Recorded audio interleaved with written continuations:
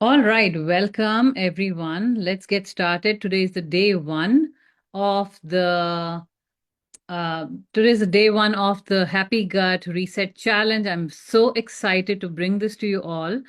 And this is for you if you have any of those gut symptoms like constipation, diarrhea, belching, acid reflux, even hormonal imbalances and other immune issues. All of those things are all related to the gut health. So that if you have all of those, if you have mood swings, all of this are signs of bad gut health or compromised gut health. So this is for you if you have all those issues going on.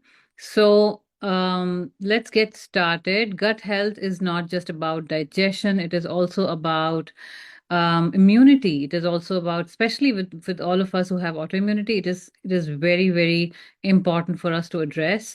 And then mood regulation, skin health, you name it, anything that is going on in our body, brain health, all of that is 100% related to the gut health. And if gut health is compromised, we cannot have good health in all those other areas. So let's get started. So the first thing today is the day one. And what we are going to do today is to slash the inflammation.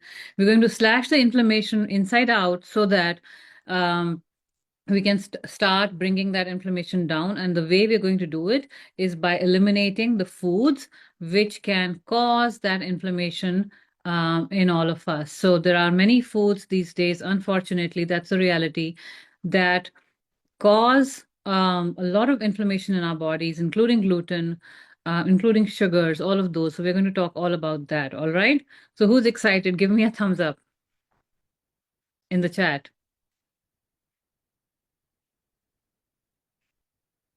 All right, I am super pumped up and excited to talk about this. And so we are going to, in the first day today, we're going to do slashing of the inflammation by removing all the different triggers that might be causing this inflammation. And as we go, um, let's see. All right, so someone just joined. So as we go, we're going to talk about the first thing we're going to talk about is what really is inflammation, because it's a word thrown out there all the time and it gets confusing for all of us. But first, it's important to understand what exactly is inflammation. So inflammation is a very natural process in our body which happens whenever our body is trying to do some healing. So, for example, if you get a cut, suppose I got a cut a couple of days ago in my, I was cutting something and I cut my skin on the thumb. And then after some days, it swelled up so that because my body was trying to heal it. And that swelling is called the inflammation. Now, this happens on a regular basis in our body whenever there's some healing that is happening. It can happen inside the body, it can happen on the skin, but that is what is inflammation, because all the blood rushes to that area and the platelets come there and start the healing process. But there's a difference between acute inflammation, which happens only when you get hurt, and then chronic inflammation, which happens when your body is not able to deal with all that attacks that are happening from the outside. And that inflammation keeps going on and on and on, and that becomes a systemic or a chronic inflammation. And that is what we want to address when we have bad gut health, when we have autoimmunity, when we have anything that is related to bad gut health, bad skin health, bad brain health, anything. All of that is associated with this chronic systemic inflammation that we want to address. It can also happen because of infections, but for the purposes of the challenge, we're only going to focus on the food right now. And when I do my functional health coaching, we do go deep into all those things. So the whole uh, thing that I do inside of my coaching is also slashing the inflammation using 3 steps. First is doing the recalibrating your nervous system, because without recalibrating your nervous system, we cannot go and start healing the gut. And then the second step that we take is to restore the balance in the adrenal glands. So we fix the adrenal burnout. And then the third step is to realign the gut because after these two steps, we are all, we are able to actually help the gut to start healing. Because if the nervous system is not balanced, and if the nervous system is always in the fight or flight or freeze mode, the body will not do the healing. So we want to first bring the body to that point where it can start the healing, and then start giving all the good things to the body so that all the healing can start. Okay. So just a quick overview. But so for the purpose of the challenge right now, what we're going to do is we're going to focus on the inflammation in the gut.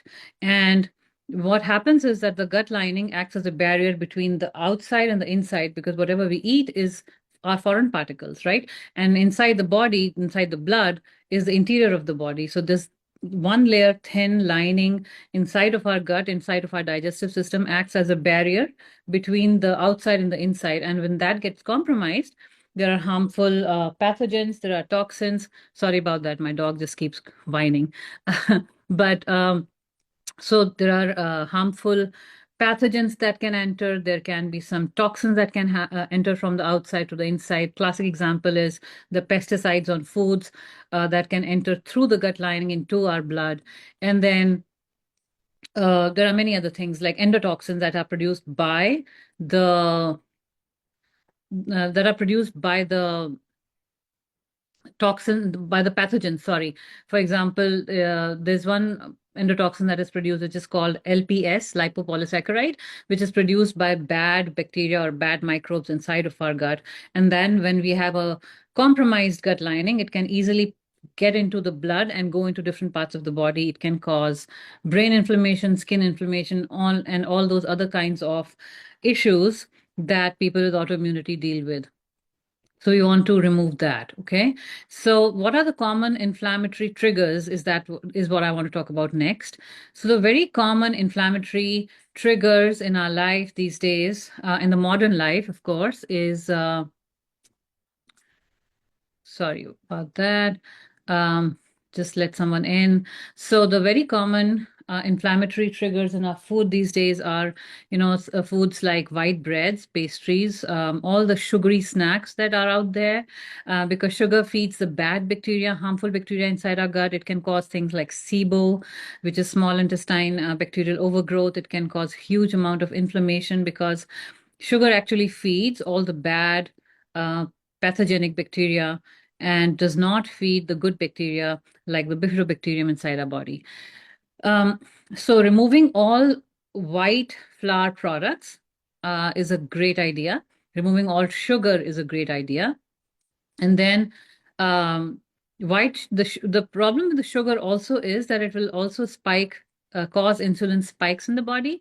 And in the long run, when the insulin spikes keep happening all the time, so what happens with an insulin spike is it does not just go up, it also goes down real quick. So that's that graph that becomes, it goes up and down and up and down, and our body is then not able to understand the role of insulin, and that is when insulin resistance starts happening. So we want to avoid sugars, we want to avoid white flour, because that also acts as sugar in our body when our body is digesting that food.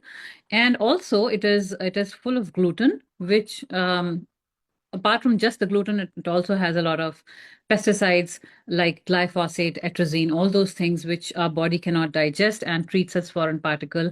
And once that enters, and it has the capability to actually break the gut blood barrier and go into the blood and cause a lot of inflammation, not just in the gut but also in the different organs, because if it proliferates this these pesticides in the form of glyphosate or atrazine, if they are able to break into the blood through the gut barrier, they can go to the they can go to the brain, they can cause neuroinflammation, they can go to the heart, causing cardiac inflammation. They can also go to your thyroid and cause thyroid inflammation. So these are just three examples that I'm giving you, that it can really cause a lot of other damages as well. So first step is to remove the processed carbs and processed sugars. And then the next is dairy.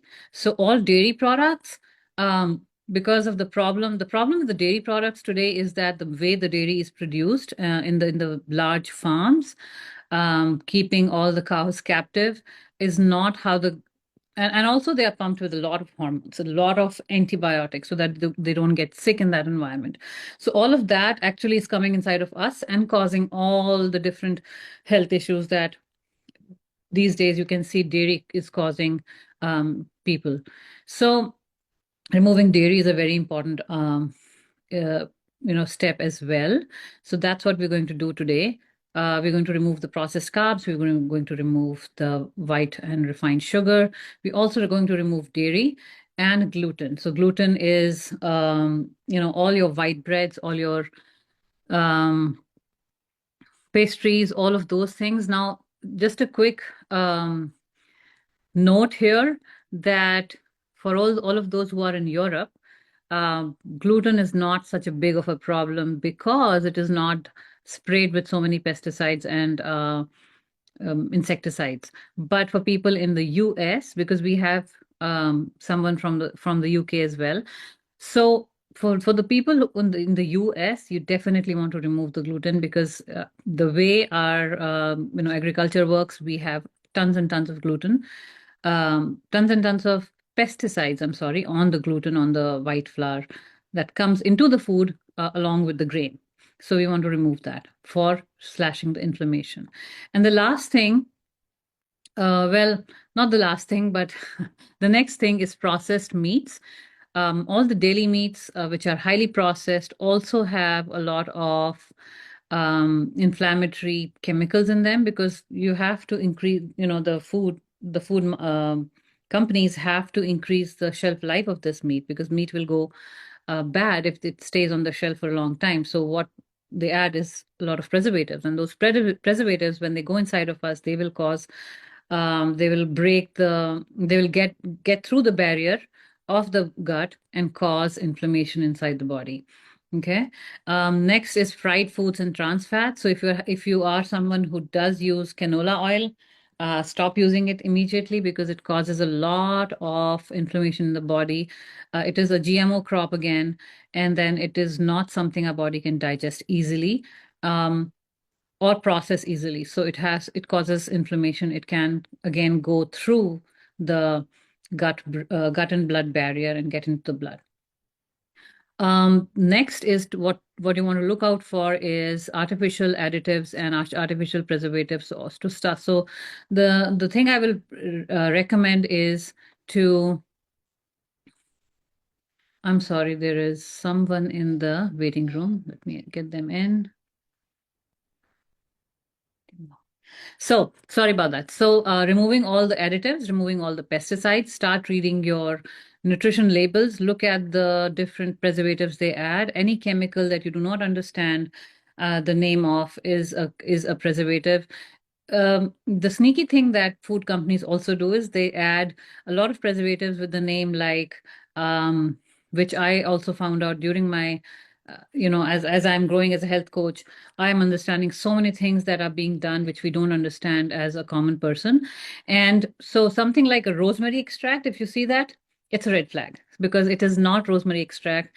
It is actually a chemical which has a little bit of rosemary extract in it, and which is actually a preservative, which is BHT. So all these preservatives, stay away from them. Don't get any food that has preservatives and additives in them or flavorings in them. So all of that can negatively impact our microbiome, negatively impact our gut health. All right, so these are the things. Let me repeat that. Refined sugars, processed carbs, dairy products, gluten, processed meats, fried foods and trans fats, especially if you're doing that, if you're getting it pre-made in from a store. If you're doing that at home with a good quality oil, I still will not say no to it. But if you're doing it if you're getting it from a grocery store, perfectly no, don't do it. Okay. And then artificial flavors and preservatives and additives, also remove that for the challenge for today, and not just for today, for all the 4 days. So this is just the first step. Okay. There are other things that I will also like to point out that can cause inflammation in our body. And those are some environmental and lifestyle triggers that can happen. I just want to quickly touch upon them.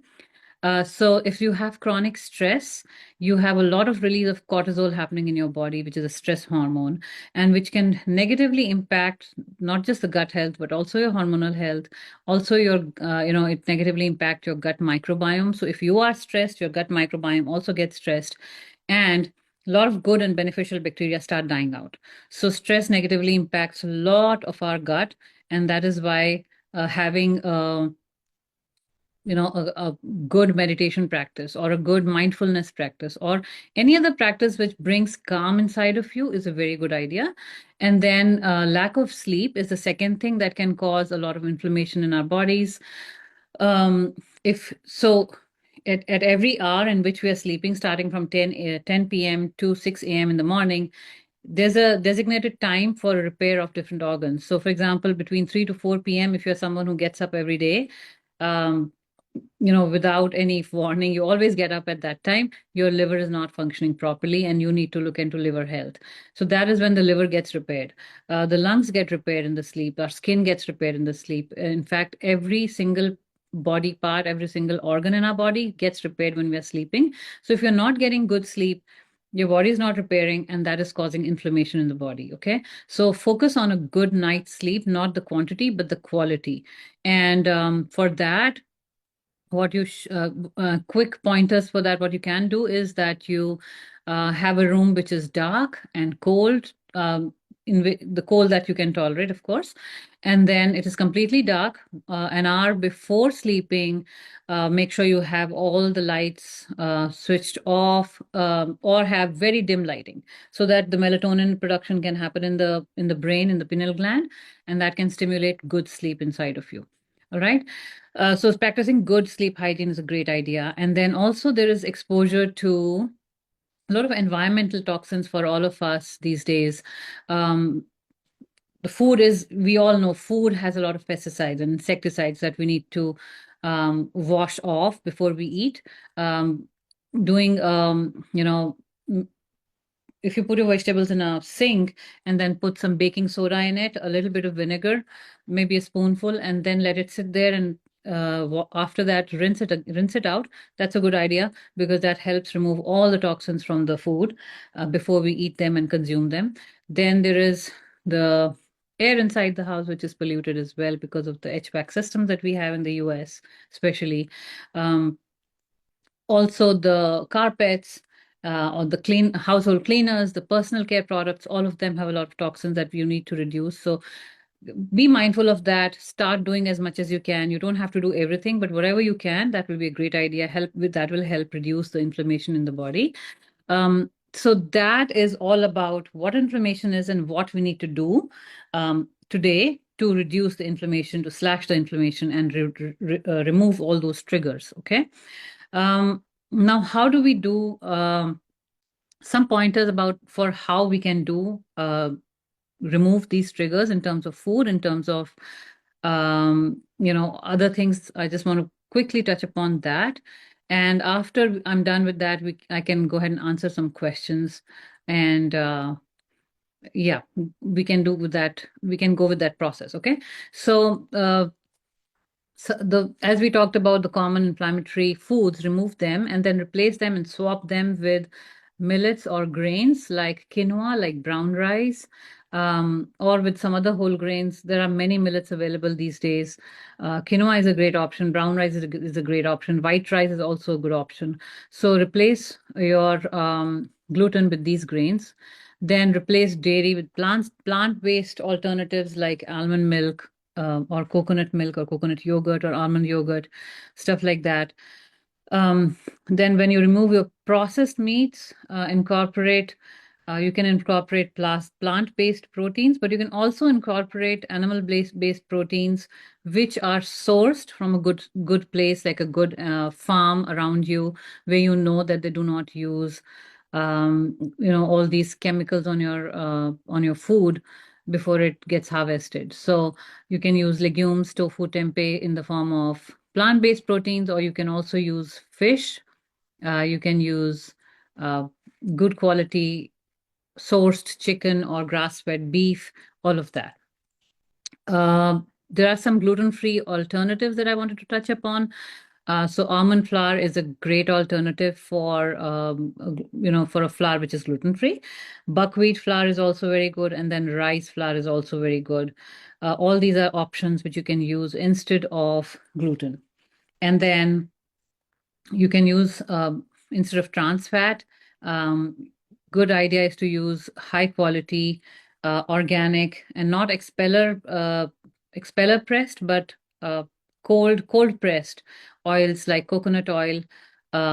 Ghee is a great alternative. Butter is a good alternative, and avocado and fatty fish, of course, are good sources of healthy fat as well.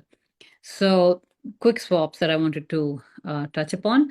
And then some anti-inflammatory foods that you should add today also are some leafy greens. Leafy greens are great to actually help cleanse the liver as well. Cruciferous fruits like broccoli, like Brussels sprouts, like cauliflower, all this is cruciferous family. All of them actually also help with the second stage of detoxification in the liver. So that good foods for liver, good food for gut. Turmeric, you can do turmeric and ginger tea 1 or 2 times in the day. That will help slash the inflammation down. They are natural anti-inflammatory foods that help a lot with the inflammation. And then omega-rich foods like salmon, chia seeds, flax seeds, all those are good options to include as well. And then I have also provided meal plans in the Facebook group. If you go there, there are some meal plans that have already been uploaded for these 4 days. Lunch, dinner, breakfast, lunch, dinner, all of that is provided with the shopping list. So you can just take it, go shop, and start doing your meal planning as well. So that is about the anti-inflammatory foods. And then make sure to do good hydration. You need to drink a lot of water. At least half your body weight in ounces is what your body needs. And then also add some good quality Celtic salt or Himalayan salt or sea salt, not the table salt that you get from the grocery store. Just a pinch of that in water and drink it throughout the day. That will help your body to cleanse the toxins, remove the inflammation, and also keep you hydrated. That is very, very important, because as we do this, this is like a mini detox that we're doing. That will help, and if you do good hydration in your body, that will help your body to stay hydrated, and you'll not feel the bad effects like headaches or feeling just too exhausted if you do hydrate well. Okay. You can also do herbal teas like ginger tea, peppermint tea, and we just talked about turmeric or ginger tea as well. All of those are great options, help reduce the inflammation in the body. And then some lifestyle adjustments if you have stress, which honestly I think all of us have these days. Um, just make sure to have some practice in place at least for today, and that will help reduce the inflammation from the inside out. Okay. So that is one. And then sleep. Sorry, I was missing that. So sleep is also very important. Try to focus on getting good quality restorative sleep, at least in these 4 days. But it's very important to have that, like always.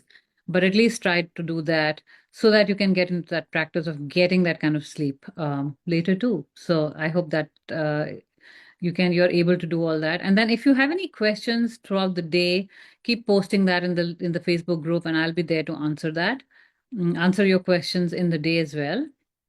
Now, let's come to the actionable steps that we want to do for today.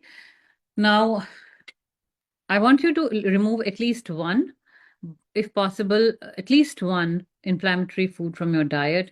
And if you can do it, remove all the things that we talked about um, in the talk today, in the session today. So gluten, trans fats, preservatives, additives, white flour, all of that. If you can remove all of that, that's perfect. But if not, at least remove one, at least remove two. Whatever you can do that. Okay. And then post that in the group so that everyone can benefit from your energy, because ultimately all of this is energy, right?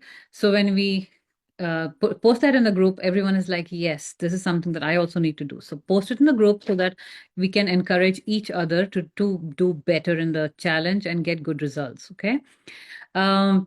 And then also have good hydration throughout the day.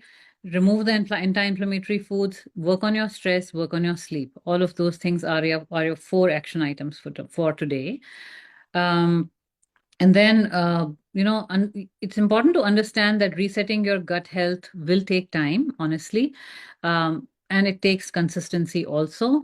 But removing inflammatory triggers is a very, very important and significant step towards feeling better, towards giving your gut some love. Because especially when all of us have the autoimmune going on, and even if you don't have autoimmune, if you have any other health conditions going on, like digestive issues going on, hormonal health being compromised, your immune health is not good, you get sick very easily, all of those things, if your skin is not great and you feel like you need help and support over there, feel a lot of brain fog happening, which is very common with people who have autoimmunity and Sjogren's, by the way.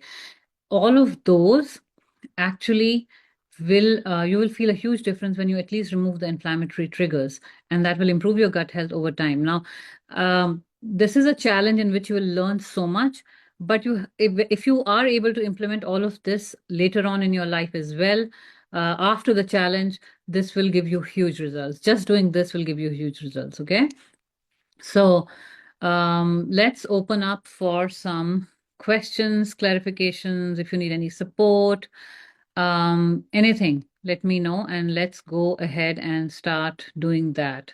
So, was everything clear? Do you have any questions? Okay, Genevieve is asking, and you guys can, if you can, switch on your cameras. That'll be great.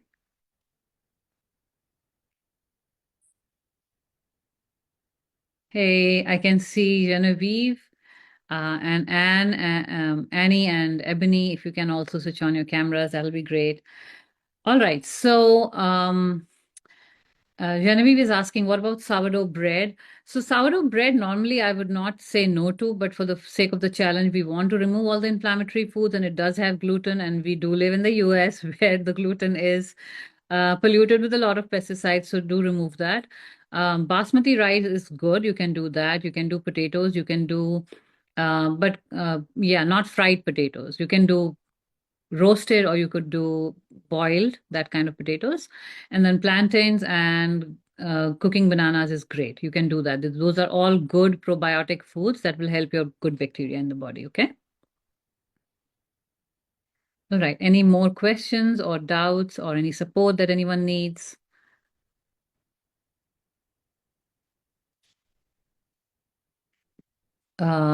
Ebony's asking, are some fruits and vegetables high in fructose and more harsh on the gut? Um, I think eating fruit with what I think is fruit, when you eat it, it's great because it is giving you very good fiber as well. It is feeding your good bacteria.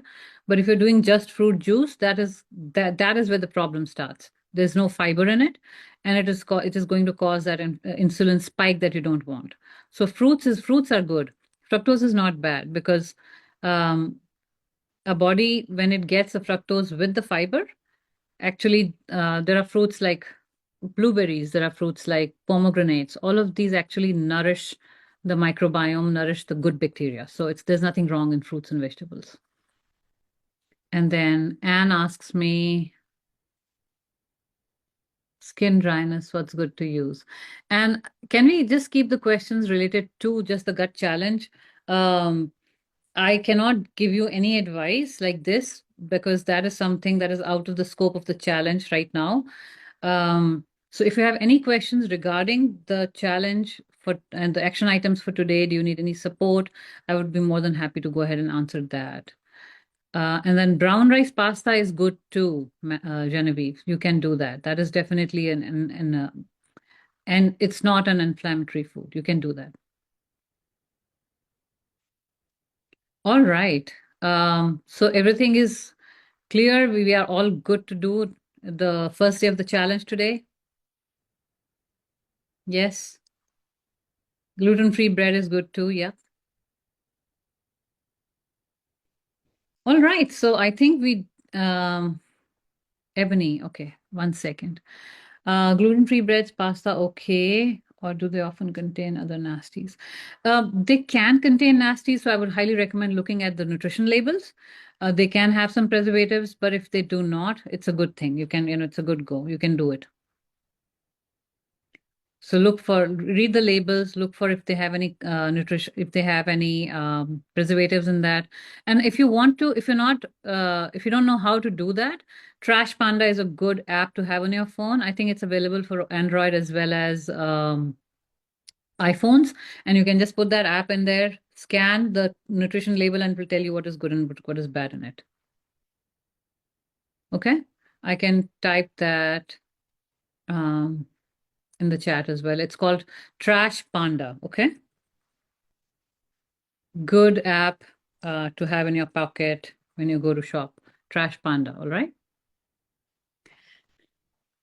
All right, I am super excited for this challenge and to see how much good results you all can get from this just by doing these basic steps that we need to remove the inflammation from the body. So, so great, awesome. So, like, if you have any questions, type, send them in the Facebook group. And Ebony, I think you haven't joined the group yet. I've sent you the invite, so go ahead and join it.